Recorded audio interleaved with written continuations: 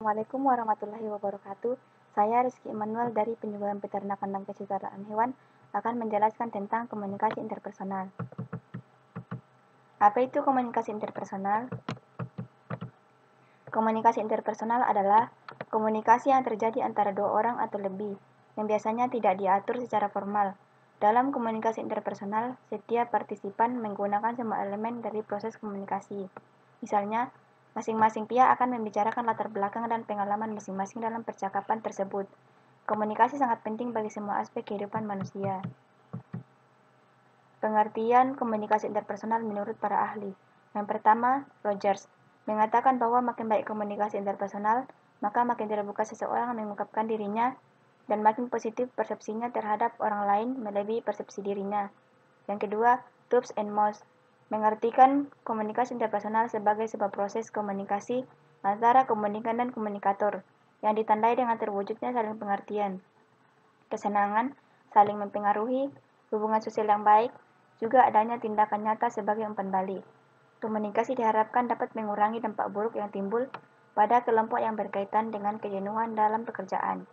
Yang ketiga, Cangara menyatakan bahwa komunikasi interpersonal sangat penting untuk meningkatkan hubungan antar individu, menghindari dan mengatasi konflik pribadi, mengurangi ketidakpastian, berbagi pengetahuan dan pengalaman dengan orang lain, mengendalikan perilaku, memberi motivasi sebagai pernyataan emosi, dan memberikan suatu informasi. Aspek-aspek komunikasi interpersonal. Yang pertama, keterbukaan. Artinya, tiap pihak bersedia membuka diri atau membagi informasi tentang dirinya yang biasanya dirasakan, dan juga bersedia mendengarkan pesan dari lawan bicara secara terbuka dan merespon dengan jujur. Yang kedua, empati.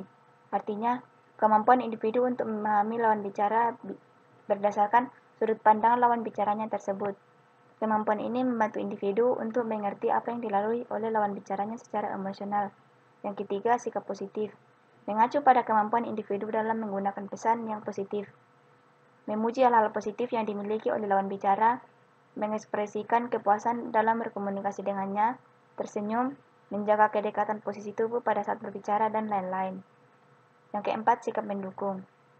Terdiri dari dukungan yang terucap maupun yang tidak terucap, seperti senyuman atau anggukan kepala, memperlihatkan sikap mendukung dengan bersikap deskriptif bukan evaluatif, spontan bukan strategik, dan profesional bukan sangat yakin.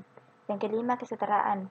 Komunikasi interpersonal akan lebih efektif bila suasananya setara. Artinya, harus ada pengakuan secara diam-diam bahwa kedua pihak sama-sama bernilai dan berharga, dan bahwa masing-masing pihak mempunyai sesuatu yang penting untuk dibagi. Ciri-ciri komunikasi interpersonal. Komunikasi interpersonal yang efektif, jika dikembangkan dari aspek-aspek tadi, maka ciri-ciri komunikasi interpersonal yang baik adalah: yang pertama, rasa saling percaya. Masing-masing pihak mempercayai satu sama lain. Kalau kedua pihak saling percaya, maka tidak ada yang disembunyikan. Pesan bisa disampaikan dengan maksimal, gak ada yang ditutup-tutupi. Lawan bicara pun bisa mempercayai pesan yang diberikan, tanpa perlu merasa curiga. Yang kedua, berempati. Masing-masing pihak bersedia menjaga perasaan satu sama lain. Selain itu juga, memahami perasaan lawan bicara. Jadi walaupun ngomong belak-belakan, tetap direm supaya nggak menyakiti lawan bicara. Yang ketiga, dukungan. Komunikasi interpersonal yang efektif menampakkan kedua pihak yang saling mendukung satu sama lain. Mendukung di sini kelihatan dari pihak yang saling menyetujui pendapat satu sama lain. Yang keempat, aura positif. Komunikasi interpersonal yang efektif terasa nyaman dan positif. Rasa nyaman dan positif ini kelihatan dari ekspresi wajah kedua pihak yang santai, tersenyum, dan kata-kata yang digunakan terdengar menyenangkan. Yang kelima, kesetaraan. Komunikasi interpersonal yang efektif nggak bakal terasa kayak gitu. Di komunikasi interpersonal yang efektif, kamu akan merasa dihargai sama lawan bicara. Kamu akan didengar, dan kamu bakal dimintain pendapat. Bahkan dia akan memuji pendapat kamu. Kamu dianggap setara sama lawan bicara kamu. Tujuan komunikasi interpersonal. Komunikasi interpersonal mungkin mempunyai beberapa tujuan. Di sini akan dipaparkan 6 tujuan antara lain.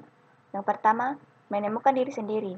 Salah satu tujuan komunikasi interpersonal adalah menemukan personal atau pribadi. Bila kita terlibat dalam pertemuan interpersonal dengan orang lain, kita belajar banyak sekali tentang diri kita maupun orang lain. Yang kedua, berubah sikap dan tingkah laku. Banyak waktu untuk kita pergunakan mengubah sikap dan tingkah laku orang lain dengan pertemuan interpersonal. Yang ketiga, menemukan dunia luar. Hanya komunikasi interpersonal menjadikan kita dapat memahami lebih banyak tentang diri kita dan orang lain yang berkomunikasi dengan kita. Yang keempat, untuk bermain dan kesenangan. Bermain mencakup semua aktivitas yang mempunyai tujuan utama adalah mencari kesenangan. Yang kelima, membentuk dan menjaga hubungan yang penuh arti. Salah satu keinginan orang yang paling besar adalah membentuk dan memelihara hubungan dengan orang lain. Manfaat mempelajari komunikasi interpersonal.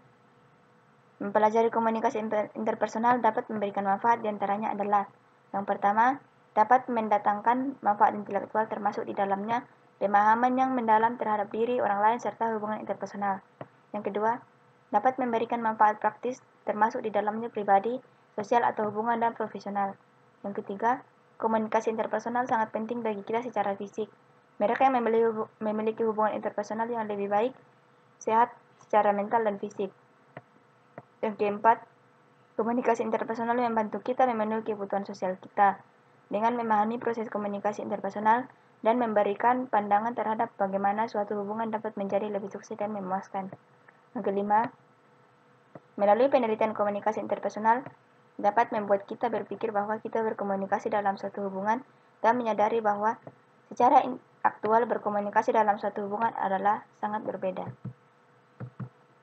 Terima kasih. Wassalamualaikum warahmatullahi wabarakatuh.